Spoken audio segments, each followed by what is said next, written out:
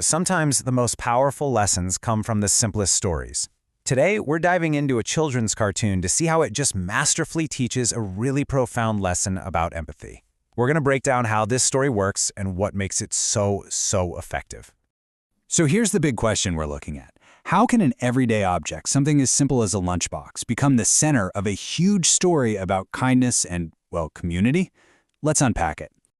All right, so our story kicks off in a place we all know pretty well, a school classroom. The lunch bell rings and you can just feel that buzz in the air, that excitement that only lunchtime brings. Right away, the story sets up this really powerful contrast. On one side, you have our main characters, Gatu and Chinky, who are just bouncing with excitement for their lunch. And on the other side, there's Shreya.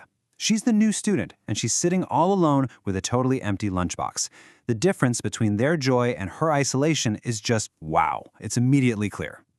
And Gatu and Chinky, they notice this. The first day, they kind of think, maybe she's just a super fast eater.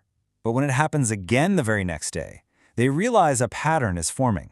Her tiffin is empty the second the bell rings. This isn't just some coincidence. It feels like a mystery, and it really starts to spark their concern.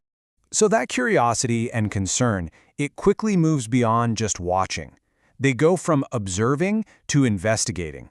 They decide they really need to figure out what is going on with Shreya's empty lunchbox. And here's the key moment. They take their own lunches and they go and sit with her. This is such a crucial step. Instead of just gossiping about it or making up stories, they go to her directly. They turn what they saw into a real gesture of connection by just asking her about her tiffin. And Shreya, well, she starts to open up. She explains that her dad works in another city, and her mom has to leave super early for a new job. She says she just didn't want to add to her mom's stress by asking for a lunchbox. So this first part of her story, it reveals a pretty tough home life and a kid who's just trying to be thoughtful. But then comes the twist.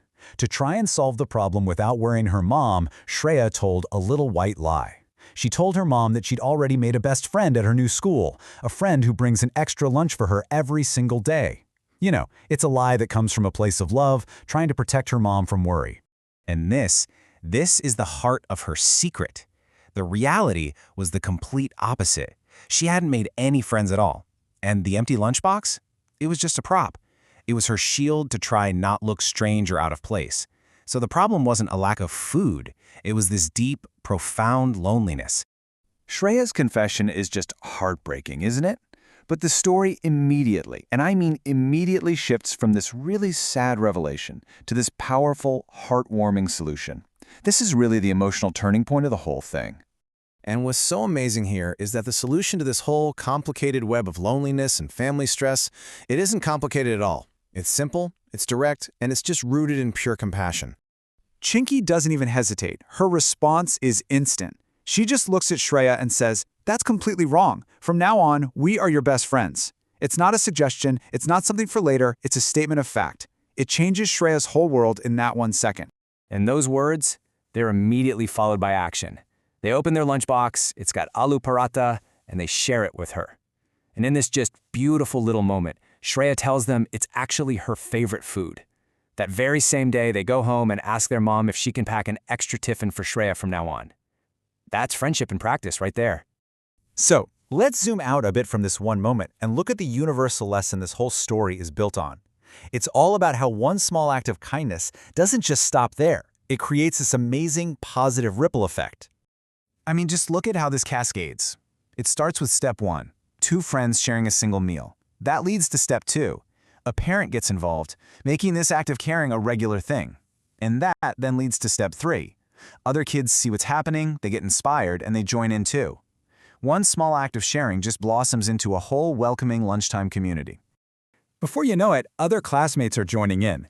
And as one of them points out, sharing isn't just a one-way street. It actually makes things better for everyone.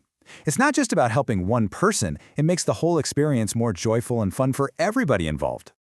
So here's the real takeaway. The title, Sharing is Caring, that's just the surface. The deeper lesson here is about the 2 steps it takes to actually make a difference. Empathy, that starts when you simply notice something isn't right. But real kindness, that begins the moment you decide to do something about what you noticed. And that leaves us with a final thought, doesn't it? The story really challenges us to move from just being observers to being active participants in kindness in our own lives. So the question isn't just for kids, it's for all of us. Who in your life right now isn't asking for help, but just needs to be seen and to be asked?